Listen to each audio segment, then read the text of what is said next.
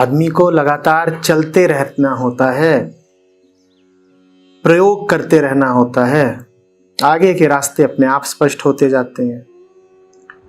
एक जगह बैठे बैठे तुम विचार करोगे कि दाएं जाएं, बाएं जाएं, ऊपर उड़ें, नीचे जाएं, तो कभी कुछ स्पष्ट नहीं होने का। कुछ करो तो कुछ स्पष्टता भी आए,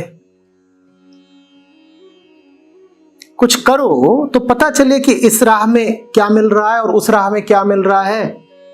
जहां तुम बैठे हो वहां से तो तुम्हें सब राहें एक बराबर लगेंगी। चल के देखो तो पता चले कि अलग अलग राहों में अंतर क्या क्या है। पर तुम वो कर नहीं रहे जो तुम्हें करना है। तुम कर क्या रहे हो? तुम कहते हो तुम मेरे वीडियो सुनते हो, तुमने कहा दिन में 7 घंटे 8 घंटे सुनते हो। शायद मेरे वीडियो सुनकर तुम्हें लगता है कि तुम मेरे साथ हो, पर बात बिल्कुल उल्टी है अगर जरा सा गौर करोगे तो। मैं बोल रहा हूं, बोलना मेरा धर्म है, मेरा कर्म है। मैं बोल रहा हूं, उससे वीडियो बन रहे हैं। तो जब तुम मुझे देख रहे हो, तुम एक ऐसे व्यक्ति को देख रहे हो जो अपने धर्म का पालन कर रहा है। तुम एक कर्मशील मजदूर को देख रहे हो ना, जो दिन रात वो करने में लगा हुआ है, जो उसका धर्म है, कर्म है। ठीक है, तो तुम वीडियो नहीं देख रहे, तुम एक मजदूर आदमी को देख रहे हो जो मेहनत कर रहा है। और तुम क्या कर रहे हो? क्या तुम मेरे साथ हो? जब तुम मेरा वीडियो देख रहे हो तो मैं तो मेहनत कर रहा हूं, वो वीडियो ऐसे ही तो नहीं बन गया।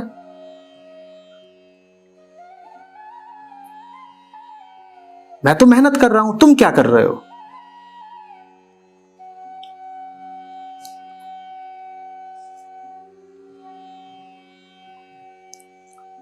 पिछले करीब दशक भर से मैं प्रतिदिन 10 वीडियो लायक उत्पादन करता हूं।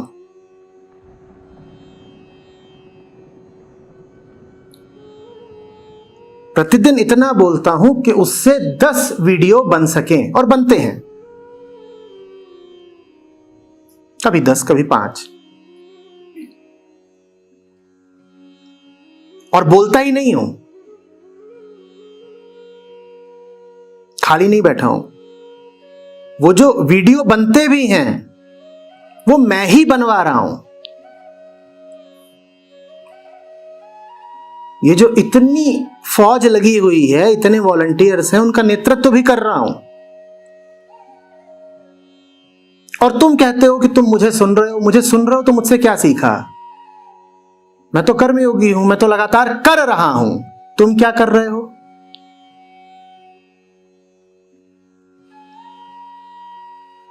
बताओ, तुम क्या कर रहे हो?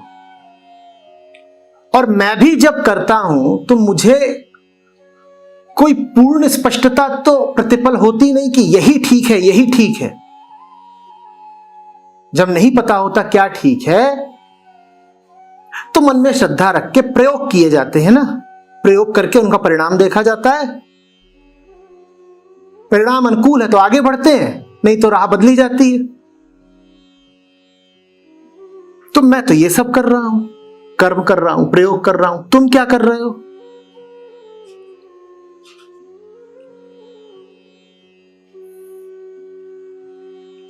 तुम कहते हो तुम 7-8 घंटा मुझे सुनते हो। तुमने अपनी समझ से शायद ये बात प्रेम पूर्वक बोली, पर एक शिक्षक होने के नाते ये बात मुझ पर करीब करीब एक आरोप है।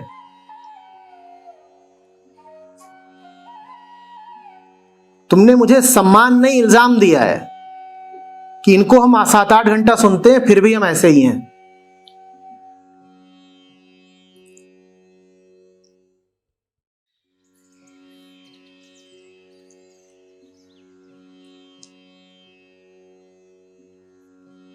कुछ तो करो।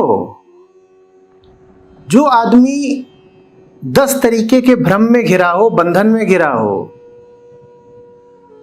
और उसके बाद वो कहे मुझे समझ में नहीं आ रहा मैं क्या करूं, तो मैं उससे कहूंगा कुछ भी करो, कुछ भी करो, पर करो तो। तुम करके जो सबसे घटिया काम करोगे वो भी न करने से बेहतर होगा। अगर 5 चीजें तुम कर सकते हो तो इसमें जो सबसे निम्नतम मूल्य की एक चीज होगी, जो सबसे गई गुजरी दिशा होगी करने की, वो भी कुछ न करने से तो बेहतर ही होगी ना।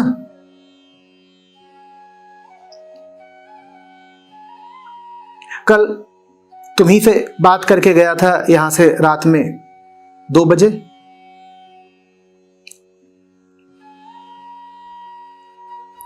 गया और भी सब साथ के लोग हैं, इनसे बात हो रही है और काम संबंधी ही बात हो रही है। जब तक सोया तब तक भोर हो गई थी। आज उठा हूं तो उठने के बाद पहला निवाला अभी यहीं सामने एक रेस्टोरेंट है उसमें डाला है, और उसके बाद अब तुम्हारे सेवा में हाजिर हूं। तुम क्या कर रहे हो?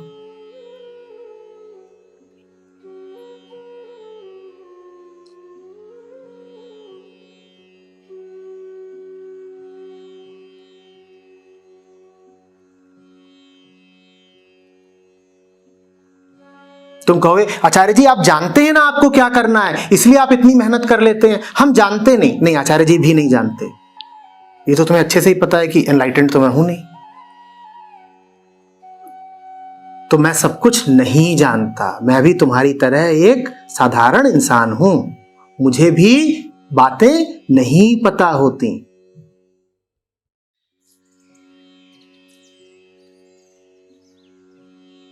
मैं वो ऊंचा वाला गुरु तो हूं नहीं ना,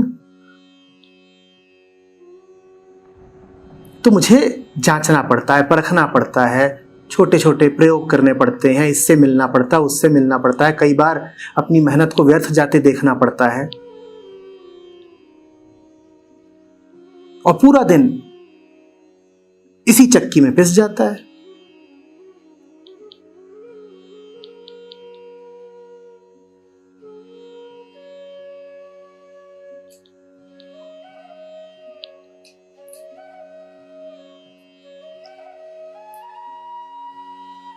कुछ तो करो।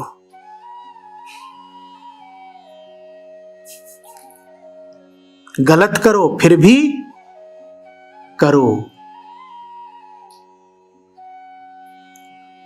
गाड़ी बहुत दिन खड़ी रह जाए ना तो उसको व्यर्थ ही 2-4 किलोमीटर घुमा आना चाहिए, बिल्कुल व्यर्थ ही, एकदम अकारण। घर से लेके गए चौराहे तक, चौराहे से वापस लेके आ गए, हुआ कुछ नहीं, बस तेल जला। लेकिन जो करा बिल्कुल ठीक करा। क्यों? क्यों? गाड़ी भी तुम्हारी तरह चलने की आदत छोड़ दे तो फिर चलेगी नहीं।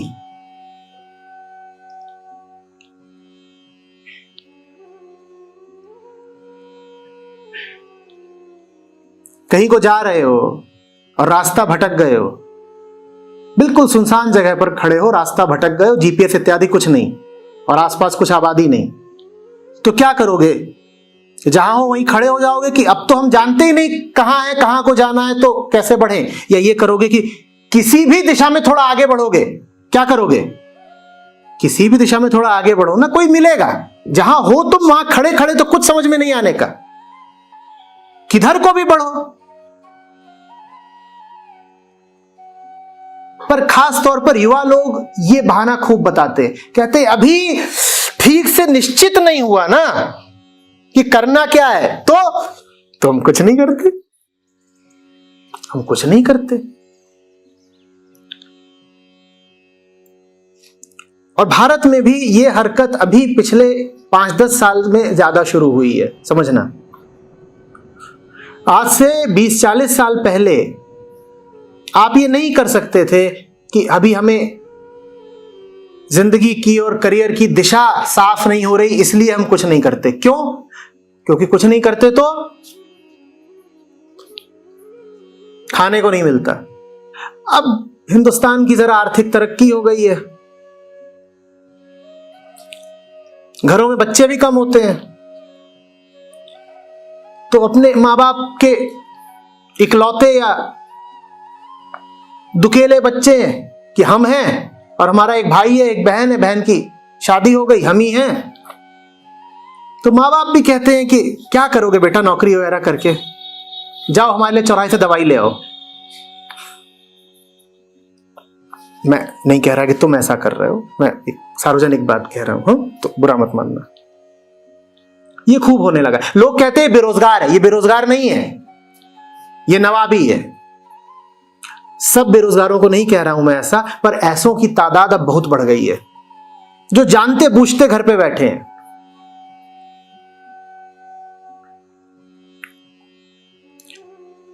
कंपनियों के पास जाओ, वहां वो विज्ञापन दे रही हैं, उन्हें लोग नहीं मिल रहे काम करने वाले। क्यों नहीं मिल रहे काम करने वाले? कहीं तनख्वाह बहुत कम है और काम बहुत कराते हैं। लखनऊ ही ठीक है, हम नहीं जाएंगे नोएडा गुड़गांव, लखनऊ वापस आएंगे हम। क्यों मियां?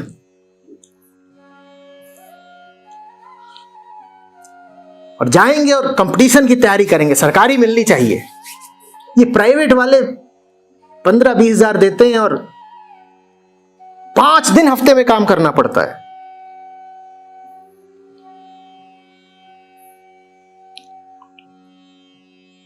माँ बाप भी कहते हैं अच्छी बात है, हम भी घर में अकेले बैठे हैं, आ जाओ।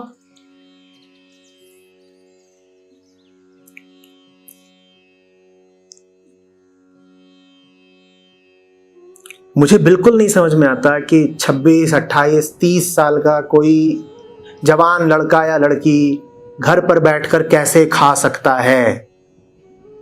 मेरे लिए ये एक भयानक बात है।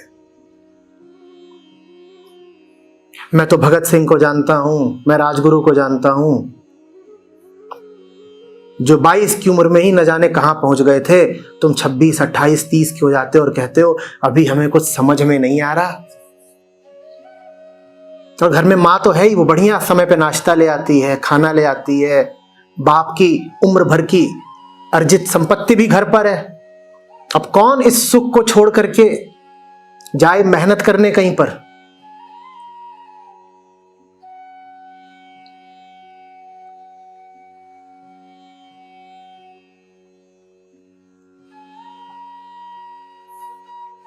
कुछ तो करो, भले उससे आमदनी ना हो तब भी करो, जवान हो इसलिए करो।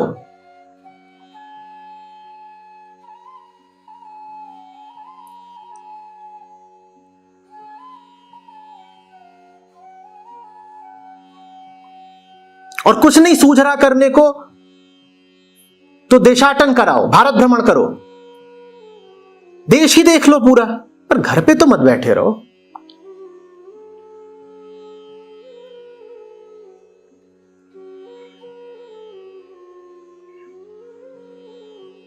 कोई कला सीख लो, कोई खेल सीख लो, किसी कोर्स में नाम लिखा लो, कुछ ज्ञान अर्जित कर लो।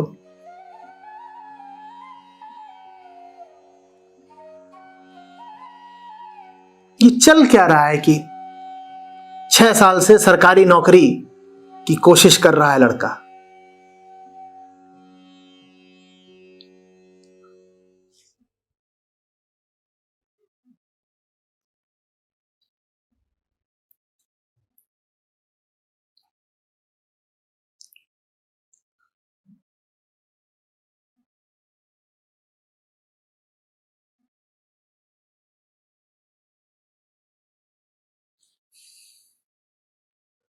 मैंने किसी को आहत करने के लिए बातें नहीं बोली हैं। कई लोग मुझे काफी भेदक दृष्टि से देख रहे हैं। मैं सिर्फ एक सुझाव दे रहा हूं।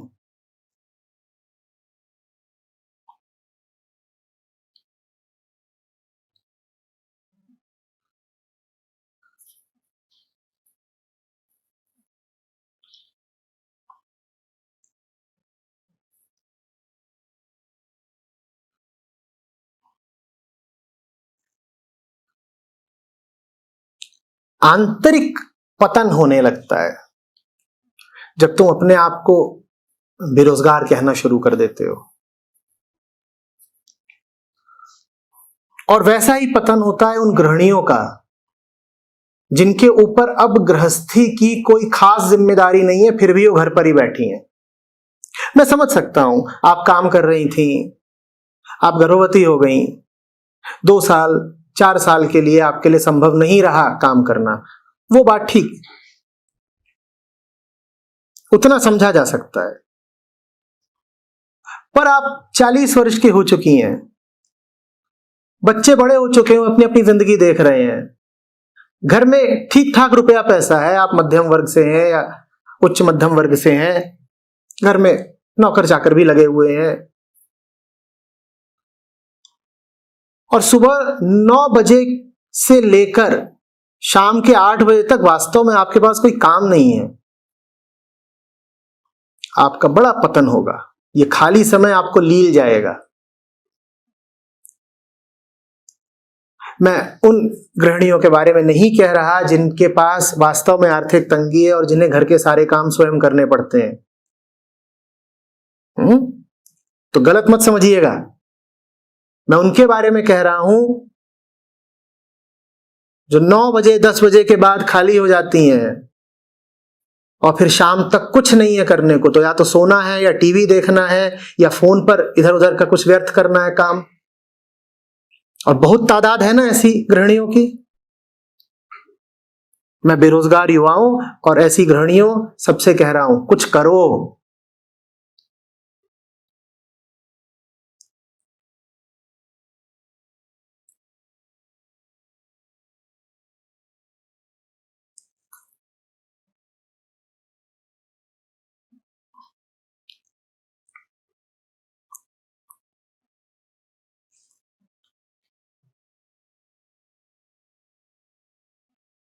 रिटायर हुए लोगों से भी कह रहा हूं, 58-60 की कोई बूढ़ी उम्र नहीं होती।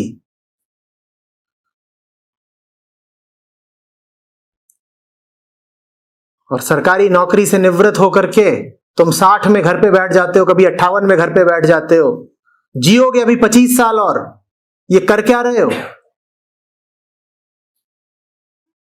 ये भी मनोरोगी हो जाएंगे, इनका भी आंतरिक पतन होगा।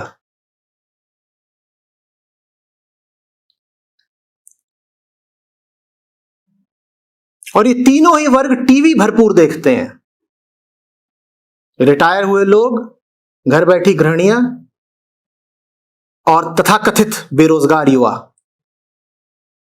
सब टीआरपी चल ही इनके दम पे रही है। जो मेहनत कश लोग हैं उनके पास कहां वक्त है। क्या बता रही थी? कुमकुम और हाँ भाग्य, ये सब देखने का। पर चल तो खूब रही है ना इस तरह की बीमारियां, कुमकुम भाग्य जो भी है, ये कौन चला रहा है इनको? टीआरपी देने वाले तो आप ही लोग हैं।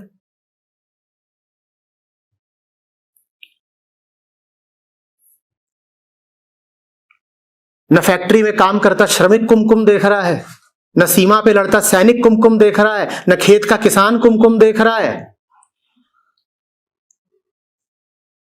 न किसी संस्था का व्यवसायी कुमकुम देख रहा है। कौन देख रहा है ये सब? अब मैं नहीं जानता कुमकुम क्या है, तो कुमकुम वाले भी मुझे क्षमा करें। कहीं पता चला उसके डायरेक्टर, प्रोड्यूसर और विज्ञापन दाता सब कहने लगे हमारे कुमकुम को बुरा बोला। मैं नहीं जानता कुमकुम क्या है। क्या है कुमकुम? वैसे तो आपको देख के समझ पा रहा हूं कि कुमकुम क्या है, पर फिर भी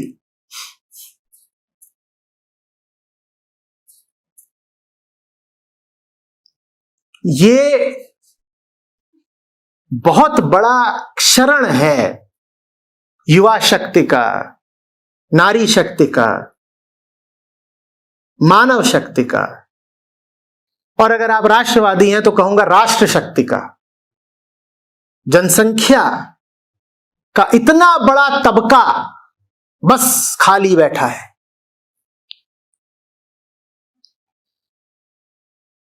और कुछ ना कुछ उसने बहाना खड़ा कर रखा है खाली बैठने का।